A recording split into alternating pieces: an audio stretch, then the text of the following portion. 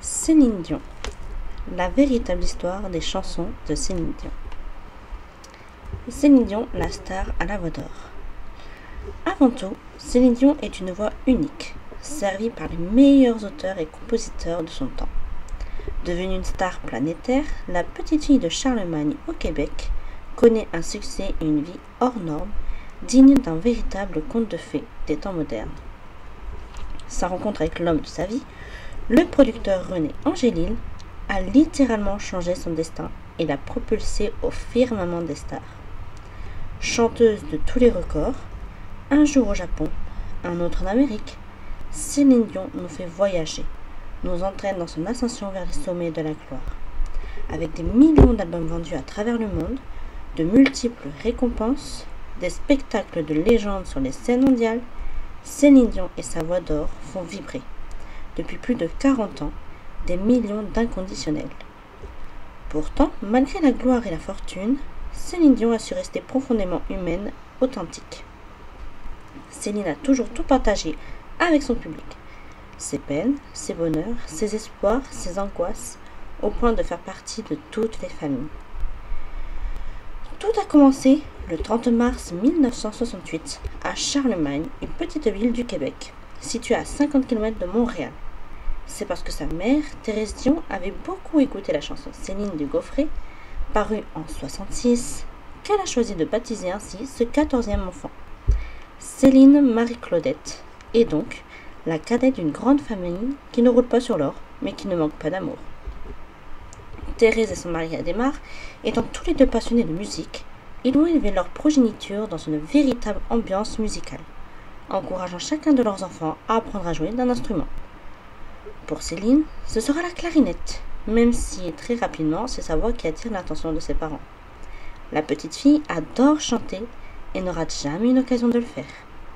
Le 18 août 1973, elle chante même pour la première fois devant un public, à l'occasion du mariage de son frère Michel. Ce jour-là, elle interprète du fil, des aiguilles et du coton, une chanson de Christine Charbonneau, et éblouit tous les invités du mariage par sa justesse et son assurance.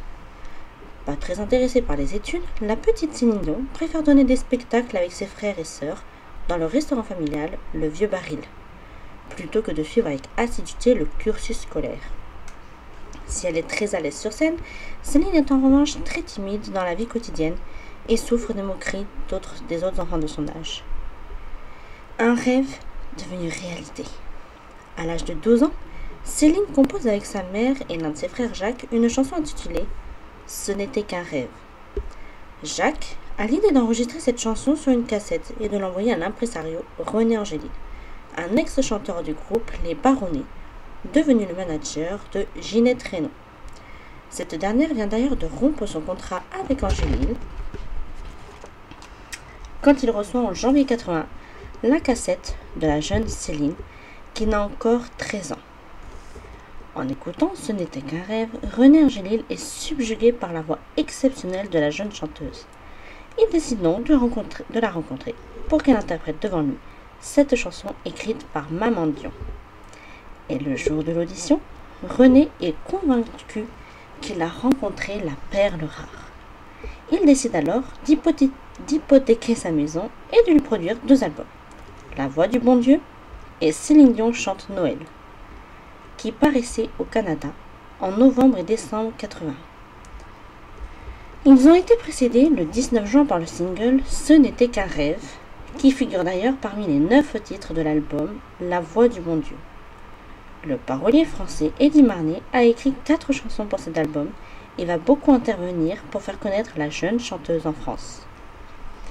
Ce n'était qu'un rêve, qui a rencontré un beau succès au Québec, se classant à la 11e place des meilleures ventes de disques, sort plus discrètement l'année suivante en France.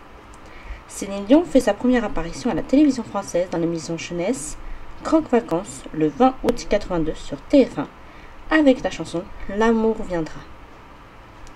Au mois de septembre 82, le 3e album de Céline Dion, intitulé Tellement j'ai d'amour, paraît au Québec. Le mois suivant, la jeune artiste remporte la médaille d'or du 13e Yamaha World Popular Song Festival de Tokyo, où elle représente la France et chante devant 115 millions de téléspectateurs. Alors âgée de 14 ans, Céline Dion n'a plus aucun doute sur son avenir. Elle sera chanteuse. Elle abandonne même l'école sans regret pour se consacrer pleinement à sa carrière. À la conquête de la France. Le 29 janvier 1983, Céline Dion participe au Midem à Cannes.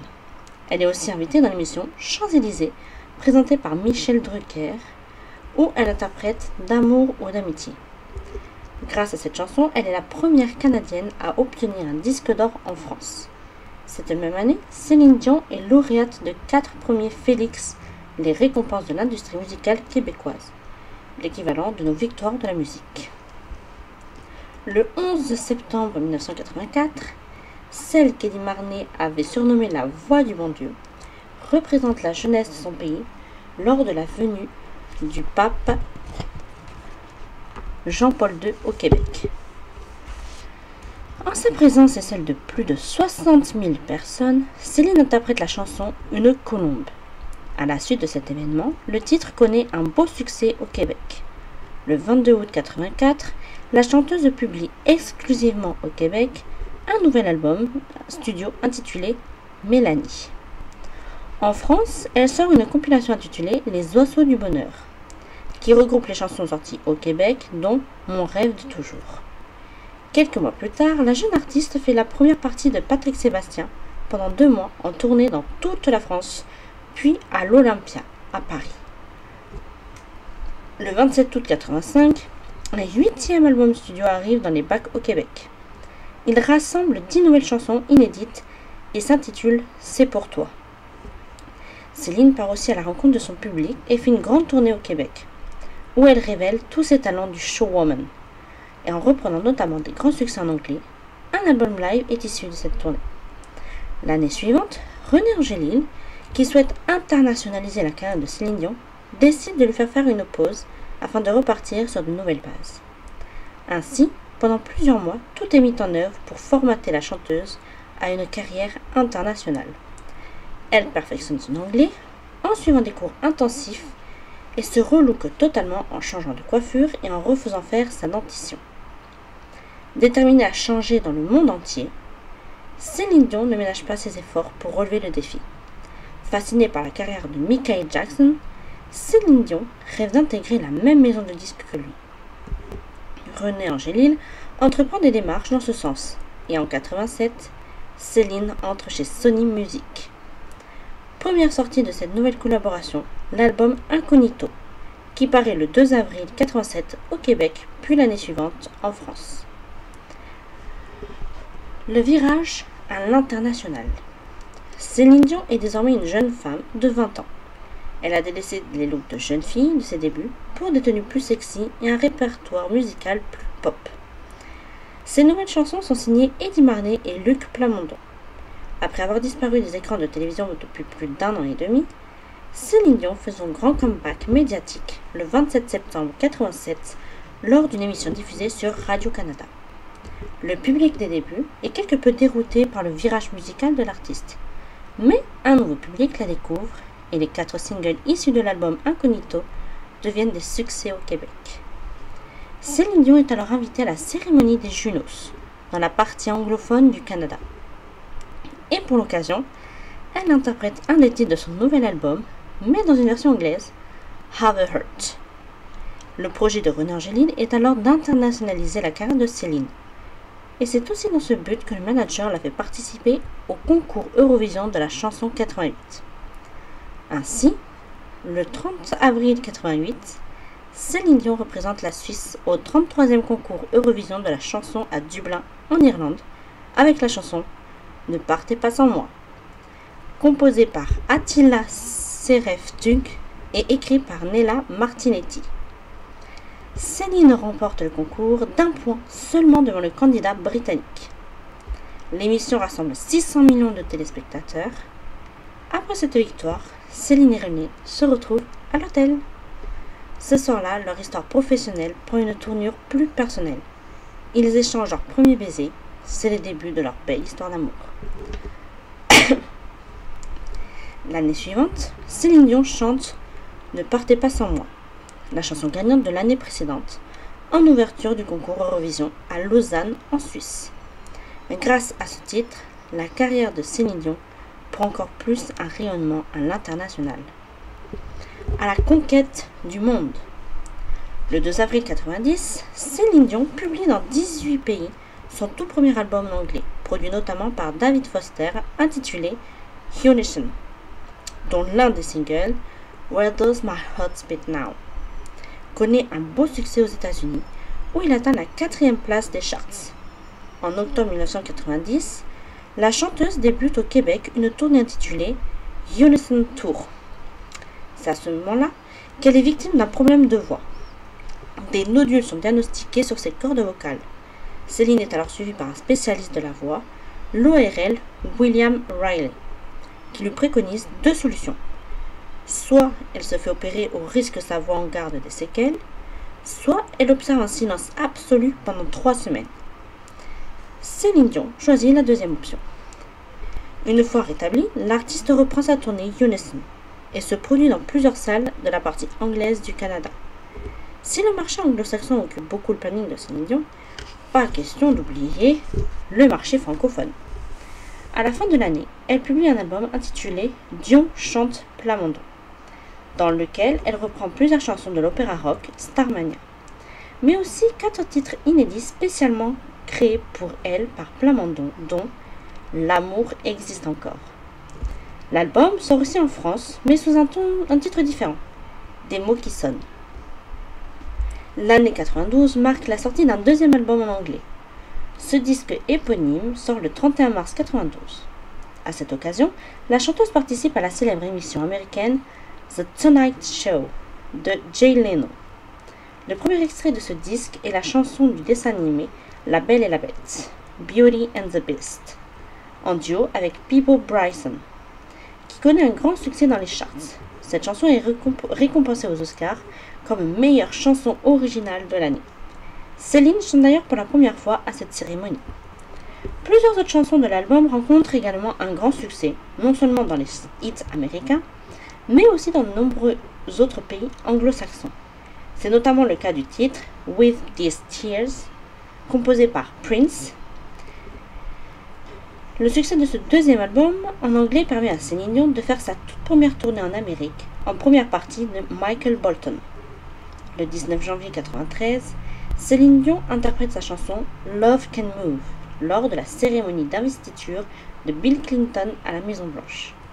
La tournée passe ensuite par le Canada. Le mariage et la gloire. Le 9 novembre 1993, la chanteuse publie un 3e album en anglais intitulé The Color of My Love.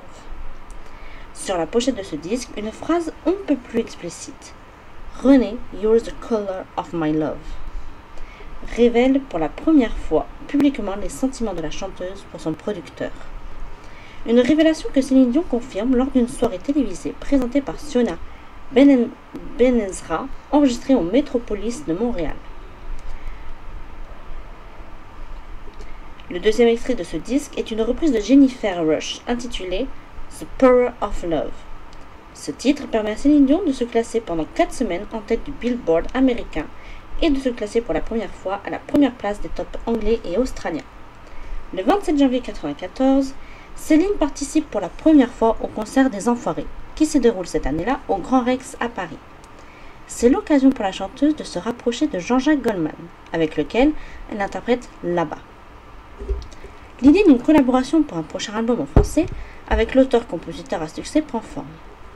Le 19 février 1994, Céline est de retour aux États-Unis et participe à l'émission The Jackson Family Honors sur NBC, qui se tourne à Las Vegas aux côtés de Michael Jackson et de sa famille, ainsi que de nombreux invités prestigieux comme Elizabeth Taylor, le fondateur des disques Motown, Berry Gordy, John Warwick, Quincy Jones, etc. Le 17 décembre 1994, Céline épouse son impresario à la basilique Notre-Dame de Montréal. La cérémonie est diffusée à la télévision canadienne.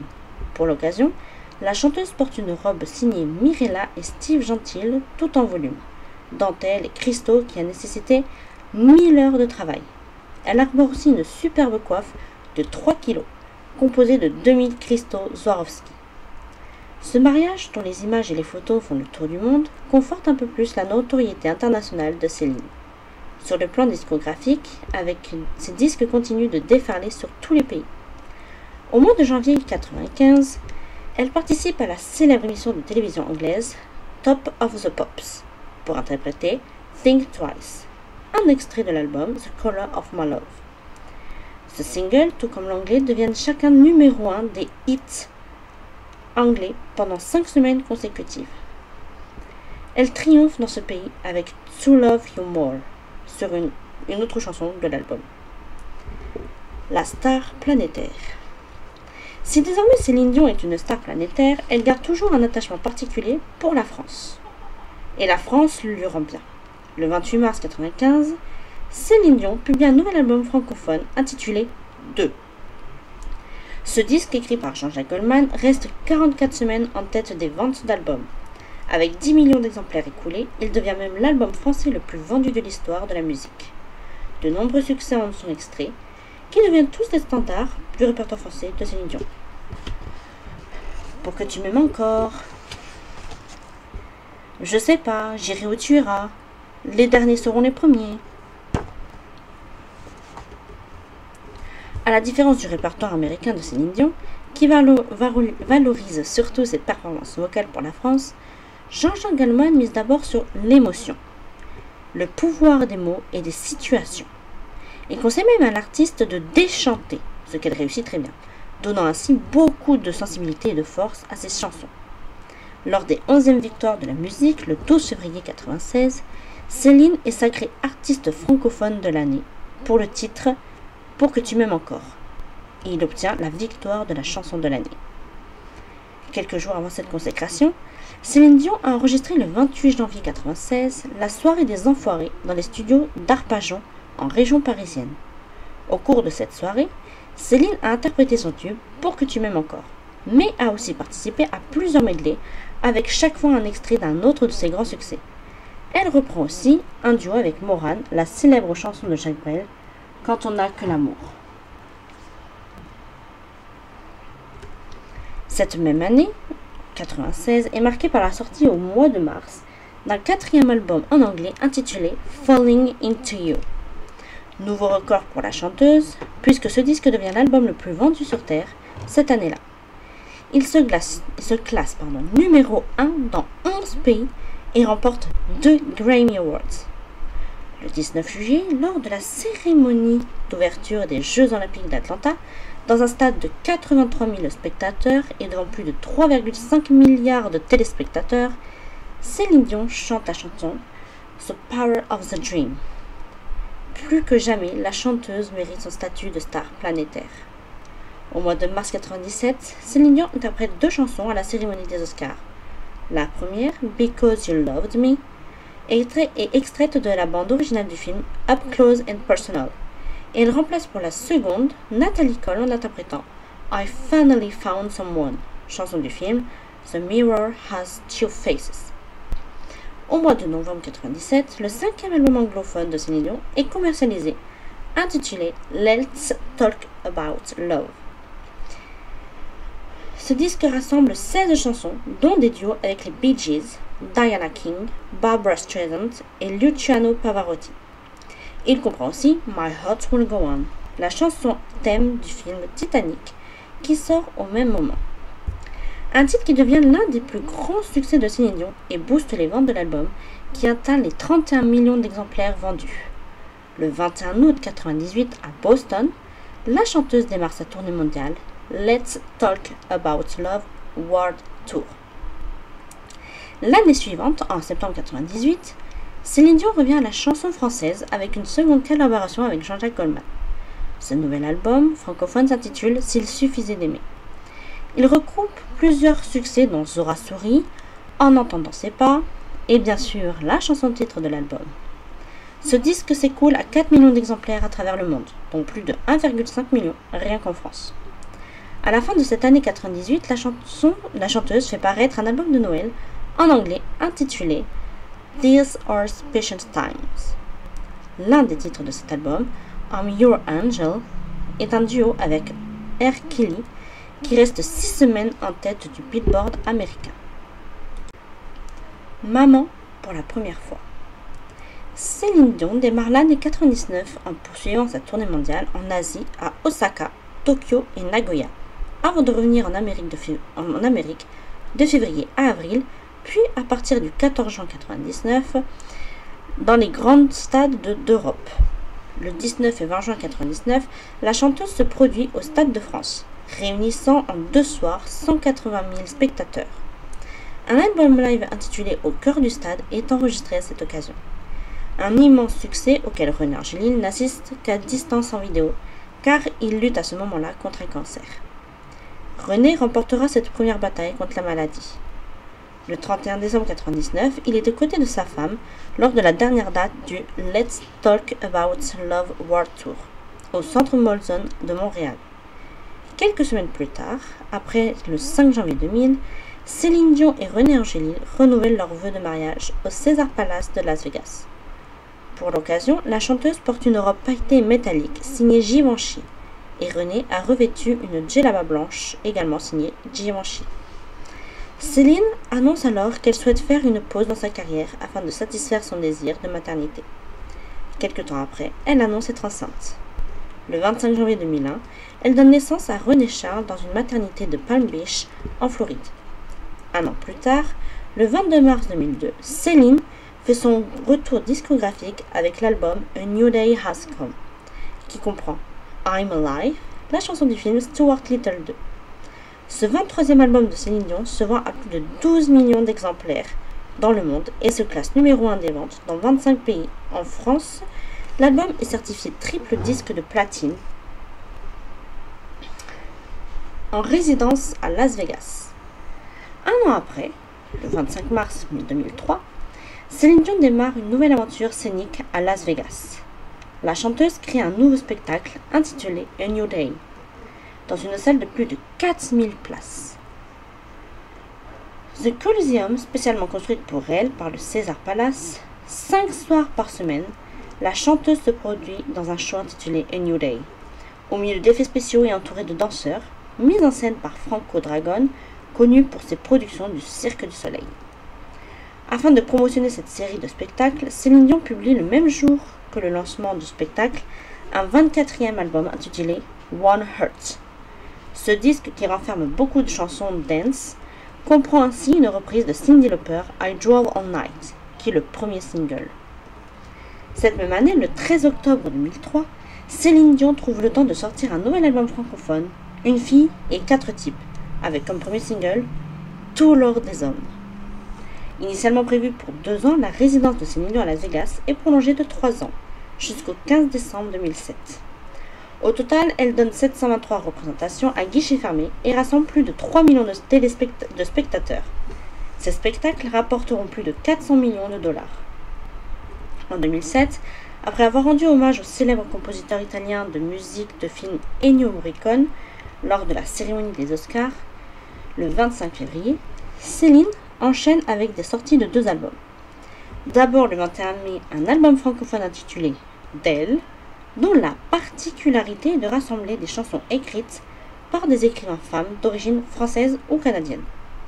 Ce disque, donc l'enregistrement a été supervisé par Jean-Jacques Goldman, s'est vendu à 500 000 exemplaires dans le monde, dont 280 000 en France. Puis, le 9 novembre 2007, c'est la sortie d'un nouvel album en anglais, résolument plus rock que les précédents, et intitulé Taking Chances. Après presque 5 ans de représentation triomphale de son spectacle A New Day au Coliseum du Caesars Palace de Las Vegas, Céline Dion peut enfin reprendre une tournée mondiale. Ainsi, le 14 février 2008, la chanteuse lance à Johannesburg, en Afrique du Sud, son Taking Chances World Tour. Cette nouvelle tournée, dans 27 pays sur 5 continents, rassemble 3 millions de téléspectateurs et devient la 3e tournée la plus rentable pour un artiste en solo. Ce tour du monde fait l'objet d'un DVD intitulé Céline Through the Eyes of the World, donc Céline autour du monde en français, qui montre l'artiste en famille avec sa mère, Thérèse, et son fils René Charles, âgé de 8 ans, au fil de ses concerts aux 4 coins du monde. Un film réalisé par Stéphane Laporte qui se retrouve en tête des ventes de Canada, aux États-Unis et en Angleterre. Le 22 août 2008, Céline célèbre les 400 ans de la ville de Québec en se produisant devant 250 000 spectateurs rassemblés sur les plaines d'Abraham. Au cours de cette soirée, Céline chante avec de nombreux artistes invités, dont Ginette Renault, une de ses idoles d'enfance. La maman chanteuse. Céline poursuit ensuite sa grande tournée mondiale pendant toute la fin de l'année 2008 et le début de 2009 aux États-Unis, au Canada et au Mexique. Le Taking Chance World Tour s'achève le 26 février 2009 à Omaha, dans le Nebraska. Après 132 concerts à travers la planète, Céline décide de s'accorder une nouvelle pause. Elle souhaite vivre une deuxième grossesse et ne cache pas son recours à une fécondation in vitro. La chanteuse se retire donc de la scène pendant plusieurs mois pour mener à bien ce nouveau projet personnel. Au mois d'août 2009, la presse annonce que Céline Dion est enceinte. Mais hélas, 3 mois après, elle fait une fausse couche. Même si la chanteuse et son mari René sont meurtris de cette triste situation, ils ne se découragent pas et comptent bien parvenir à avoir un deuxième enfant. Finalement, leur détermination sera récompensée, puisque le 23 octobre 2010, Céline Dion donne naissance à des jumeaux au centre médical à St. Mary's à West Palm Beach, en Floride. Ils sont baptisés Nelson, en souvenir de la rencontre de Céline avec Nelson Mandela, et Eddie en souvenir du parolier ami Eddie Marney. Après cette pause maternité, à 42 ans, Céline Dion fait son retour le 15 mars 2011 au Coliseum du Caesars Palace de Las Vegas. Pour cette deuxième résidence, prévue initialement pour 3 ans, avec 70 spectacles par an, Céline Dion a confié la direction artistique à Ken Ehrlich, le producteur des Grammy Awards. Pour ce nouveau spectacle intitulé sobrement Céline, la chanteuse est entourée de 31 musiciens et outre ses grands succès, elle interprète aussi de grands classiques de films hollywoodiens. En mémoire d'Adhémar. Ses retours sur scène à Las Vegas n'empêchent pas la diva de sortir de nouveaux disques. Ainsi, le 2 novembre 2012, elle publie un nouvel album en français intitulé Sans attendre. Ce disque est soutenu par le single Parler à mon père, dans lequel Céline Dion rend hommage à son père, Adhémar Dion, disparu 9 ans plus tôt, le 30 novembre 2003. La chanson est énormément diffusée sur les radios au cours de l'été 2012. Sur ce 31e album de Céline figure également un duo avec Johnny Hallyday, L'amour peut prendre froid, et un duo virtuel avec Henri Salvador intitulé Tant de temps. Pour ce nouveau disque, Céline Dion a fait appel à des auteurs-compositeurs très variés, comme Maxime Le Forestier, Stanislas, Grand Corps Malade, Christophe Miossec, Jacques Veneruso, sans oublier le fidèle Luc Plamondon. Ce nouvel album est un grand succès dans tous les pays francophones. Rien qu'en France, il se vend 800 000 exemplaires. Le 24 novembre 2012, un prime time spécial Céline Dion intitulé Céline Dion le Grand Show est diffusé sur France 2. Si le public francophone est comblé par cette riche actualité discographique, le public international n'est pas négligé non plus. Le 1er novembre 2013, l'album Loved Me Back to Life est mis en vente. Ce nouveau disque rassemble 11 chansons inédites et 2 reprises issues du spectacle de Las Vegas, At 17 et Overjoyed, que Céline interprète en duo avec Stevie Wonder. Pour la présentation du disque aux médias du monde entier, 3 jours de promotion sont organisés à l'hôtel Rivera Beach en Floride. La star planétaire répond aux questions de nombreux journalistes venus de 14 pays. Au milieu de ces sorties de disques, aucune tournée internationale est prévue. Au contraire, René Angélil annonce que la résidence de Céline Dion à Las Vegas est prolongée jusqu'en 2019. Ce spectacle est un triomphe et rapporte plus de 40 millions de dollars par an. Parallèlement, la star fait une apparition dans le film Muppets Most Wanted, qui sort dans les salles de cinéma américains le 21 mars 2014. Dans ce long métrage mettant en scène les célèbres personnages du Muppet Show, la star chante Something's Alright avec les célèbres marionnettes. La disparition de l'amour de sa vie. Quelques mois plus tard, le 12 août 2014, Céline Dion annonce qu'elle suspend toutes ses activités professionnelles pour raisons familiales et raisons de santé. Elle souffre d'une inflammation des cordes vocales et René Angélil est victime d'une rechute de son cancer. Il doit être opéré. La chanteuse souhaite rester auprès de son mari pour l'accompagner dans sa courageuse lutte contre la maladie. Fidèle à elle-même, toujours désireuse de tout partager avec son cher public, la chanteuse ne fait aucun mystère de la situation. À la demande de René qui souhaite la revoir sur scène, après une interruption de presque un an, Céline reprend ses concerts à Las Vegas le 27 août 2015. La star retrouve son public et ses merveilleux shows, mais elle ne peut s'empêcher de s'inquiéter terriblement pour René, dont l'état de santé s'aggrave de mois en mois. Malgré cela, il ne peut s'empêcher d'avoir des projets. Ils envisagent notamment un nouvel album en français pour accompagner une tournée en Europe prévue pour l'été 2016. Céline demande à Jean-Jacques Goldman, avec qui elle n'a plus travaillé depuis l'album Une fille et quatre types en 2003, de lui écrire une nouvelle chanson. Au départ, Goldman refuse car il a le sentiment d'avoir déjà tout écrit pour Céline. Mais compte tenu des circonstances et de l'insistance de Céline, il va finir par accepter. Le 14 janvier 2016, Renée Angéline est emportée à l'âge de 73 ans, des suites de son cancer de la gorge. Céline est effondrée du chagrin. 2 jours après, Daniel, l'un des frères de la chanteuse, est lui aussi terrassé par un cancer.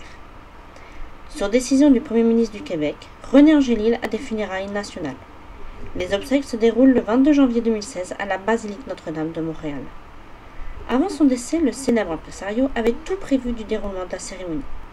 Selon ses dernières volontés, celle-ci commence à 15h20, très précise, avec la chanson 3h20, enregistrée par Céline en 1984, sur son 6e album. Les obsèques sont diffusées en direct sur 3 chaînes de télévision canadiennes. Céline apparaît très digne dans l'épreuve, entourée des enfants et de toute sa famille. The show must go on. Bien décidée à respecter la volonté de son défunt mari, dès le 23 février 2016, Céline reprend ses concerts au Coliseum de Las Vegas. Le début de ce retour sur scène est retransmis sur Internet et émeut beaucoup les spectateurs. Céline interprète With One More Look and At You et Watch Closely Now de Barbra Streisand. Puis, elle évoque René face à ses fans, qu'elle remercie pour leur amour et à qui elle explique que ce spectacle est sa façon à elle de leur donner tout son amour en retour. La star confie alors qu'elle n'entend plus la voix de René, mais qu'elle pense à lui tout le temps. Le 24 mai 2016, la chanson Encore un soir est révélée au grand public. En seulement 3 jours, le titre se classe numéro 1 des ventes en France. C'est le meilleur démarrage de l'année. La chanson est multidiffusée durant tout l'été 2016 et annonce l'album du même titre qui paraît le 26 août et va se vendre à 800 000 exemplaires, ce qui en fera l'un des meilleures ventes de l'année. La seule chanson Encore un soir va devenir single de platine avec plus de 20 millions de ventes dans le monde. Du 15 juin au 5 août 2017, Céline fait une tournée d'été de 16 concerts en Europe, le Céline Dion Live Tour 2017. Elle se produit en Suède, aux Pays-Bas, au Royaume-Uni, en Suisse, en Allemagne et en France, où elle triomphe du 4 au 9 juillet à l'Accor Hotel Arena de Paris, mais aussi à Lille les 1er et 2 juillet, à Lyon le 12 juillet, à Marseille le 18 et à Nice le 20 juillet. Las Vegas, après cette parenthèse européenne, la star retrouve à Las Vegas et le Caesars Palace pour reprendre son spectacle Céline dès le 19 septembre 2017. Durant l'été 2018, du 26 juin au 14 août, Céline Dion part en tournée pendant 2 mois, mais cette fois en Asie et en Océanie. La tournée débute le 26 juin 2018 à Tokyo au Japon et s'achève à Auckland en Nouvelle-Zélande le 14 août. Au total, 22 concerts et plus de 260 000 spectateurs. Le temps du courage. Le 30 octobre 2018, Céline reprend sa résidence au Coliseum de Las Vegas et annonce que celle-ci ne se terminera le 8 juin 2019 après avoir été vue par plus de 2 millions de spectateurs. Mais pas question pour Céline Dion de s'endormir sur ses lauriers. Le 15 novembre 2019, elle publie un 14e album studio en anglais intitulé Courage. Pour promotionner la sortie de ce disque, la chanteuse participe à la célèbre émission de Jimmy Fallon à la télévision américaine et accorde aussi une interview exclusive à Nikos Aliagas enregistrée à New York pour l'émission française de TF1 50 Minutes Inside, qui est diffusée le 23 novembre 2019. Entre sonorités pop, électro, dance ou soft rock, ce nouvel album révèle plusieurs singles comme Flying on My Own, Lying Down, Courage, Soul. Le 18 septembre 2019, pour la première fois depuis la disparition de son mari René, la star internationale entame à Québec une nouvelle tournée planétaire de 121 dates sur 3 continents et dans 28 pays. Après un démarrage triomphal au Canada et en Amérique du Nord, cette tournée est suspendue à partir du 24 mars 2020 à Denver à cause de la terrible pandémie de Covid-19 qui se propage sur la planète. Plusieurs dates sont alors annulées ou reportées au printemps 2021. Mais une nouvelle fois, la chanteuse va être contrainte de les reporter à février 2023. Dans un premier message poignant sur les réseaux sociaux, le 29 avril 2022, la chanteuse s'adresse à ses fans et elle explique qu'elle est une nouvelle fois obligée de reporter ses concerts, mais cette fois pour raison de santé, car elle souffre de spasmes musculaires. Dans un second message, toujours sur les réseaux sociaux, posté le 8 décembre 2022, la diva canadienne, les larmes aux yeux, révèle d'être atteinte d'une maladie neurologique rare appelée le syndrome de la personne raide, une pathologie qui provoque une raideur progressive des muscles du tronc et de la racine des membres accompagnée de spasmes douloureux. La chanteuse a parfois des difficultés à marcher et ne peut pas toujours utiliser ses cordes vocales pour chanter comme elle le voudrait. Du coup, le vendredi 26 mai 2023, elle adresse un communiqué officiel à son public sur Instagram pour les prévenir que tous ses concerts en Europe sont annulés jusqu'en avril 2024. Je suis vraiment désolée de vous décevoir une fois de plus. Je travaille très dur pour retrouver mes forces, mais les tournées peuvent être très difficiles, même quand on est à 100%. Je veux que vous sachiez que je n'abandonne pas et que j'ai hâte de vous revoir. Nul doute que devant ce nouveau coup du destin, Céline Dion, avec le courage qui est le sien, va faire face. En mémoire de l'homme de sa vie, pour ses enfants, pour son public et pour cette passion qui la tient depuis son plus jeune âge, la chanteuse de tous les challenges est prête à se battre de toutes les forces pour trouver encore et encore la scène, sa raison de vivre.